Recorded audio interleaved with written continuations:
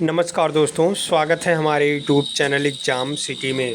बात करेंगे यूपीएनएम सैलरी के अतिरिक्त और किस मद में कितना पैसा मिलता है।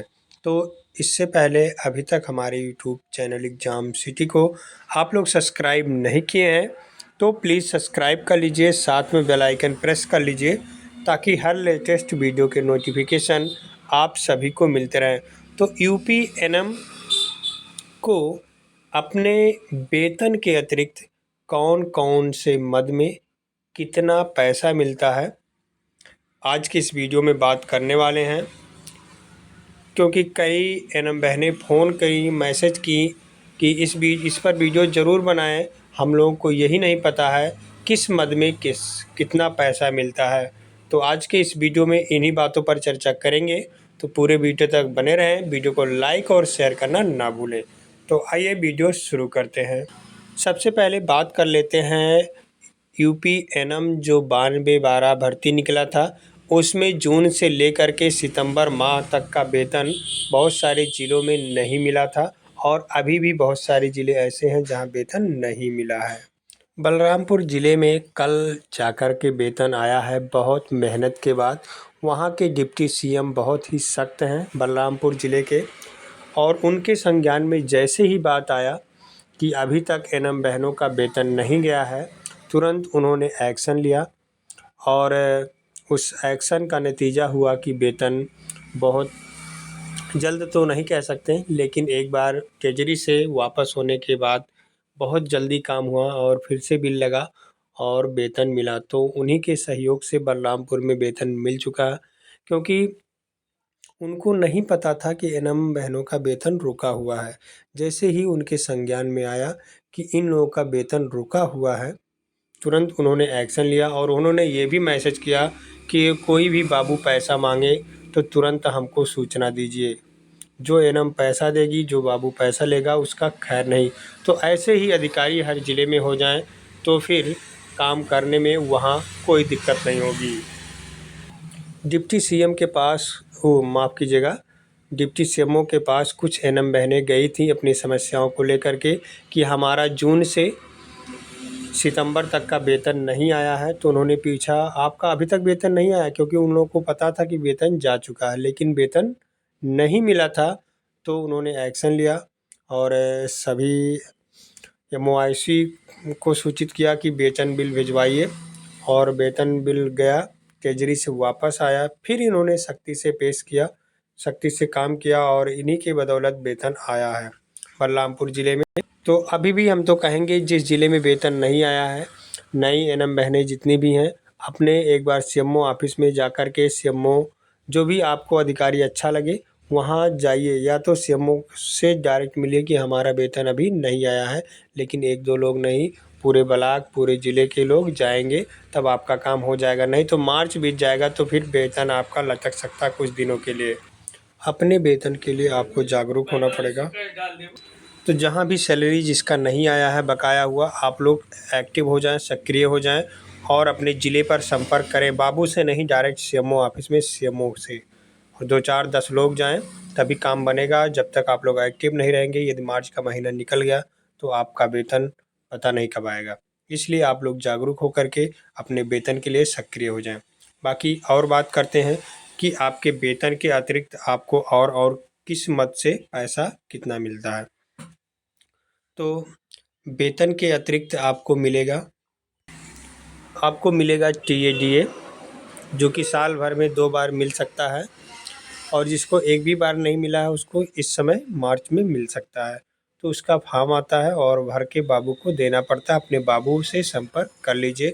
अधिकतम 1 महीने में 20,000 भर सकते हैं। ये जो ब्लॉक पे मीटिंग करते हैं या ज़िले पे बुलाते हैं या कहीं और बुलाते हैं, उसका ये टीएडीए मिलता है।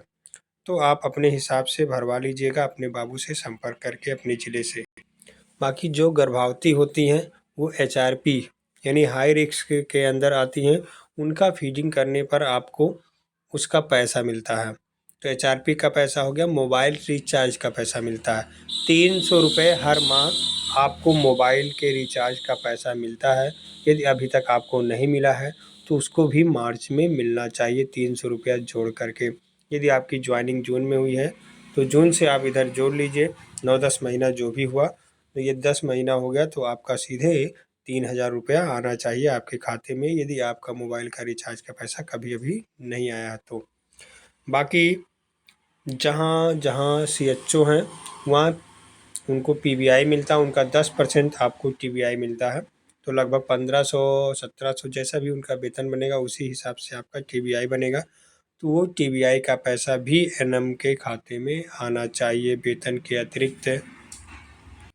बाकी NM लोगों को HRA नहीं मिल रहा है, जबकि HRA भी मिलना चाहिए। भले ही इनको उपकेंद्र में आवास दिया जाता है, आवास के नाते इनको 800 HRA मिलता है, तो HRA इनको मिलना चाहिए, जबकि कहीं भी HRA नहीं दिया जा रहा है। कुछ ही चुनिंदा ज़िलों में NM को HRA दिया जा रहा है, तो HRA के लिए भी आपको लड़ाई लड़ना होगा अपने ज़िले पर, अपने MOIC से, अपने CSC पर इसको लेकर के चर्चा करना होगा कि हमको HRA मिलना चाहिए। इसके अतिरिक्त और फंड भी आते हैं जो RI के लिए होते हैं, जैसे कि 10,000 आपके RI सेशन के लिए आते हैं इंक्रूमेंट खरीदने के लिए, जैसे कि आपको रजिस्टर खरीदना है और BP का सेल खरीदना है, कलम खरीदना है और ढेर सारे पर्दे खरीदने हैं या और कुछ कुर्सी मेज, उसके लिए आपको 10,000 रुपये एक साल में दिए जाते हैं सरकार की तरफ से फंड के रूप में। ये BHND या कह लीजिए RI के लिए ही उपयोग करने के लिए होता है। बाकी 30,000 और आता है, कई CHO है तो उनके खाते में आता है। जहाँ CHO हैं सभी के CHO में ये 10,000 RI का पैसा भी आता है, तो इसको भी सभी NM का ये कर्तव्य है कि ये 10,000 केवल आपका है, इसमें CHO का कुछ भी नहीं है। ये 10,000 BHND के लिए है, यानी RI के लिए है। उसको आप, यदि CHO आपके हैं, उनका खाता जुड़ा है तो आप उनसे 10,000 ये ले लीजिए। इसमें कुछ भी उनका नहीं है, ये आपका सामान है, आप अपने हिसाब से खर्च कर सकते हैं। बाकी 30,000 उपकेंद्र के लिए आता है, जो वो अपने हिसाब से दिखाएंगे, दर्शाएंगे। जहाँ CHO है, जहाँ CHO नहीं है, जहाँ NM है, उनके खाते में पूरा पैसा आएगा 40,000 रुपया। 30,000 उपकेंद्र का आता है, 10,000 RI का आता है। इसके अतिरिक्त और कोई पैसा आता है, यदि किसी भाई बहन को मालूम है तो वो भी कमेंट करके कमेंट बताए कि और किसी मद में कहीं से पैसा आता है। बाकी कुछ पैसा आता है हर ग्राम सभा में आशा के नाम से, तो उसका भी उपयोग करा सकते हैं आप अपने हिसाब से। कुर्सी मेज और डस्टबिन वगैरह, तख्त वगैरह, पर्दा भी, तख्त को RI करने जाते हैं तो जिस पे दवा बिछाते हैं उस पे लिए पर्दा, चद्दर, सब कुछ व्यवस्था करा लीजिए। 10,000 भी मिलता है उसका भी। इतने पैसे आते हैं। बाकी और कोई जानकारी होगी तो आप सभी को बीच में ज़रूर शेयर किया जाएगा। और अभी तक हमारे YouTube चैनल एग्जाम सिटी को आप लोग सब्सक्राइब नहीं किए हैं तो प्लीज़ सब्सक्राइब कर लीजिए, साथ में बेल आइकन प्रेस कर लीजिए, ताकि हर लेटेस्ट वीडियो के नोटिफिकेशन आप सभी को मिलते रहें। इस वीडियो को अधिक से अधिक शेयर कीजिए, NM बहनों के पास पहुंचाइए, ताकि जो NM बहनों का पैसा नहीं मिल पाता है उनको पूरा पैसा मिल सके, उनका अपना हक मिल सके, जो अन्य लोगों के खाते में चला जाता है और NM बहनें नहीं पाती हैं। 10-10 हज़ार जो RI का पैसा होता है CHO डकार जाती हैं और NM नहीं पाती हैं, तो अपने हक के लिए ये आपको मांगना होगा 10,000 रुपये NM से, मतलब CHO से।